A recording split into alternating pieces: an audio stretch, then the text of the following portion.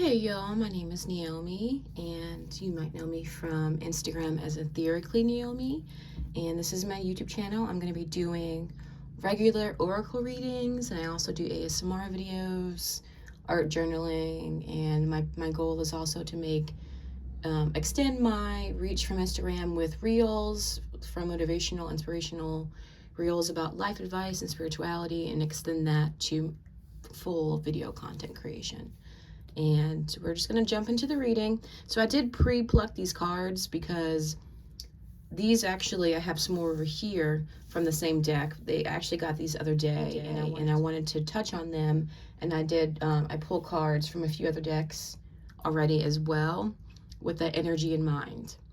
So these three cards here are about love, and I thought this was an important message because you can see how, they're very vibrant. They're very much they're very much correlated to the root chakras in the sacral chakra, however you pronounce it. With all of these, and they're very citrusy, so there's very much lusciousness and juiciness, if you will, associated with these fruits. And I guess I'm pretty sure tomato is considered a fruit, so and they also have green in them, and I felt like that was also correlated to the heart chakra, reminding us to keep our heart open and receiving to love. And being that they're correlated to the root in the sacral chakra, this love that's coming for you, if you're ever watching this, if you don't already have a love in your life that you feel like is worth something and it's stirring the pot within you to grow and to learn and heal, then there is something coming for you that is, oh, look at my little thing, that is going to be helping you in all these areas. So, the root chakra is very much correlated to sexual issues, not feeling grounded, not feeling safe, feeling insecure, feeling like you are in survival mode, basically, feeling hurt and maybe even abandoned. And the sacral chakra is about creativity and sensualness, as well as the root chakra a little bit too, and love and passion. And these are just very fiery energies. And I felt like these were important to just put out into the collective for people that are wondering a little bit about their love life, but need like a little spark to remember, like, the work that you're doing right now, like the journaling, the reading for your own betterment, doing a little incense, burning your candles, spending time with yourself in nature, whatever it is that you're doing. This is it's gonna be rewarded because you're gonna find someone that's gonna help you further the work that you're doing. It's not in vain.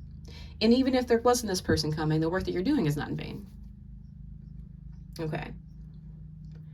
And I feel like because the sun is here, this is a very masculine energy in person. Not that the person is a male, but they're in tune with their masculinity. But it's not like this overbearing, toxic masculinity kind of way. It's just that they're going to provide for you. They're going to, and for themselves, they're going to make sure that, you feel safe and protected. They're going to be getting shit done. If you feel like you're lacking in areas of, if you're a creator or creative type and you feel like you're not putting in the effort or the work consistently, this person's going to be motivating you to get your shit done. They're going to be like, bitch, I love you, but I'm tired of hearing your bullshit. Get up on that. And I do like there's some plants here in this little card.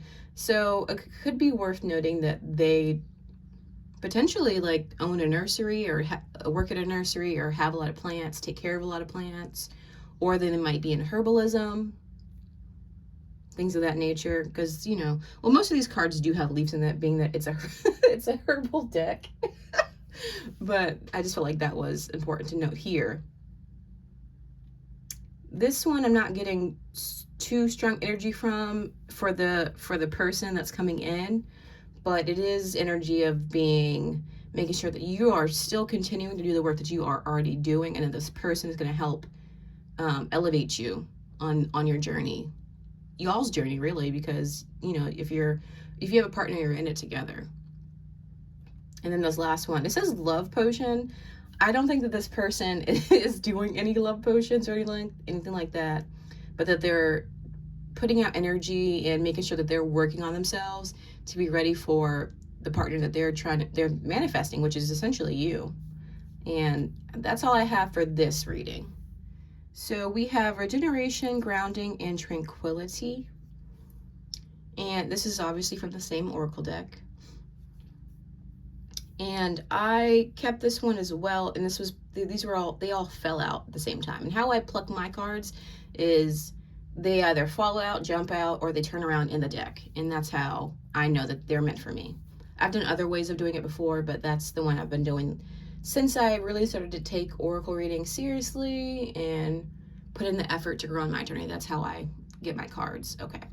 And so we have regeneration, grounding, and tranquility.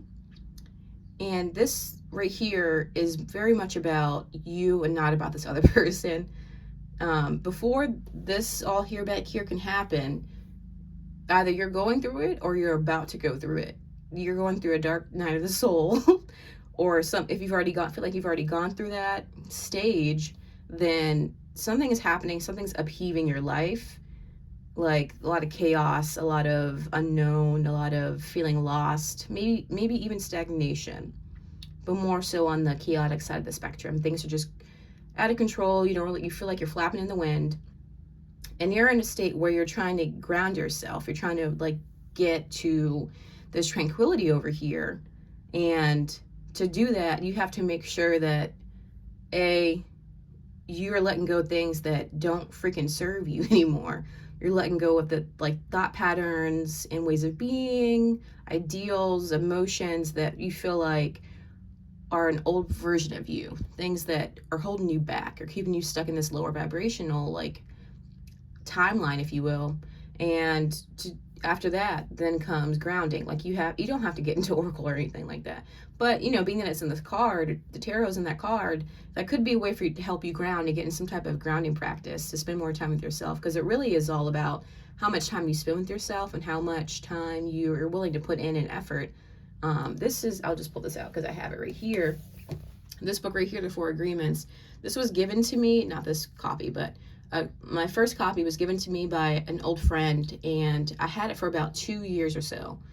I wasn't planning on doing this in the oracle reading, and before I really got into it. I read a little bit of the intro at the time, but I hadn't been spiritually awakened at that time, so it wasn't meshing. I didn't understand what was really being said in the book, in the introduction. So I came back to it after I met a twin flame, and after we had separated, and I was looking for answers. I was trying to do the work myself instead of leaning on them for like all of the spiritual leveling up, if you will. And this book really, really helped me put a lot of things into perspective. And I've thus bought copies for people just to give to them, because I feel like it's really, really helpful.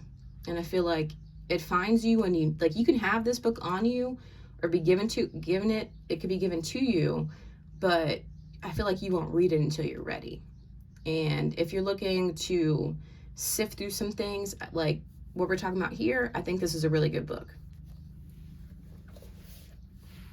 And again, the purpose for the grounding card is to make sure that you are showing up for yourself, that you're doing the work, because no one is going to do it for you. No one's going to sit there and hold your hand and be like, okay, well, you need to journal today. You need to sit outside in nature today. You need to clear your mind today. You need to make sure you're knocking down childhood beliefs and traumas. No one's going to do that for you. You got to do it yourself. And it's going to be hard. No one said it was going to be easy, but it is going to be worth it, especially because once you get used to doing that regularly and consistently, you're going to get to this place of tranquility where you can still have bad days, of course. We all are supposed to, it's not supposed to be peaches and, rainbows and shit. But you can get to this place of tranquility where even if you're having a bad day, you can still do your self-care work, your routines. You can ground, you can do tarot, you can do oracle, you can do meditation, you can journal, whatever it is for you, that how you ground yourself, vibing out, listening to music, that's how you get back to your peaceful state. And even if things are hard, you can still get to that state where you're not so much on the other end of the spectrum of being angry and emotional. And again, it's not bad to be emotional. Like, you're supposed to feel your emotions. Don't let people make you think you're not supposed to. But you don't want to stay there for very long. Like ruminate if you have to, do your processing, but you don't want to stay stuck in your negative emotions. And you want to get to a middle ground. Just like you don't always want to be positive all the time, or like not positive, but like happy, hunky-dory, like nothing ever phases you, because that's just not true. That's just not true, and we're not meant to always be happy or sad. We're supposed to, try to find a middle ground and balance. It's all about balance. And of the reading, so we have cracked open right here. I'll bring this one a little closer since it's off in the corner. It says, rock bottom, surrender to the alchemy of life. And this goes along with the regeneration card and the grounding card. Like, it's okay that you don't know where your life is headed. It's okay that you don't have any idea what's next. It's okay that you feel chaotic. You feel like you're swirling in life. It's okay that you feel exposed and vulnerable. Because when you're at those stages, that's when new shit's about to happen for you. But you're about to level up. You're about to gain a sense of clarity. You're about to gain a sense of tranquility even soon here. You're about to gain a sense of understanding about why you went through what you went through, why you're going through what you're going through right now. Okay. The Great Severing. It says, Mars energy, anger, conflict, softening to love. And this again falls in love with the chaos and the figuring out the life and letting old things die away. And I'm getting the feeling that this is for people that have closed off hearts centered around love, or even trauma centered around love, things, past relationships, things that aren't necessarily healed, that you're afraid to like dig into so you can have a love that's, worth mentioning. So a lot of us will hold on to our hurt because we're afraid to soften up and open up to something that's amazing for us. And this card is calling your ass out about that. Because I need y'all to deal with that, okay? Deal with that, because you're deserving of love. We're all deserving of love. You're deserving of having a soft love. You're deserving of having a nurturing love, a growing love, a healing love with yourself and with somebody else. But again, it goes back to you doing the work. How much work are you willing to put in to be happy and to be at peace? Okay. Portal. Doors are opening. You decide. Rewards. Wild card. Again, the decision is yours. This is all about you, and you can have this person come in, but if you are not willing to do that work, then it really don't matter, because you can push them away, or you can string them along and then they leave. Because I feel like, because they're tapped into their masculine energy, there's a sun right there too, and right there, for some reason I missed it earlier, and there's a moon, there's two moons right there. Like, they're balanced. This person is balanced.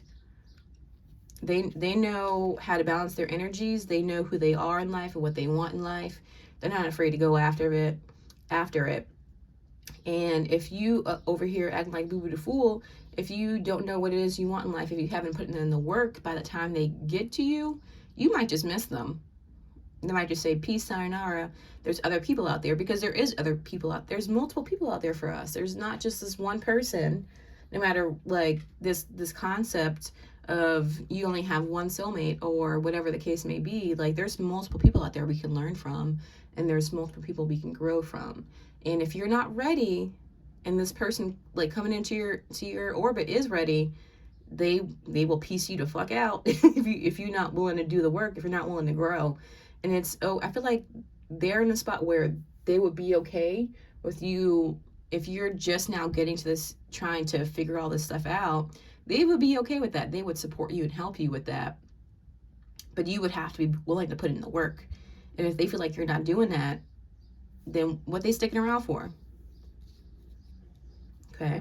We have empathic starseed, energetic sovereignty, absorbing what's not yours. And for those that don't know, I'm an empath. Empaths are formed in childhood typically. And it is a spiritual gift, I feel like, but it's also something that is formed through trauma and having grown up in an unstable environment. So, you have to, like in childhood, your environment was stressful enough to the point where you had to see if it was safe for you to feel things. You had to see if it was okay for you to feel safe, essentially, because your caretaker, whether it was a parent, whoever, they were chaotic. They were probably even narcissistic and didn't know it. Or maybe they did know it, I don't know.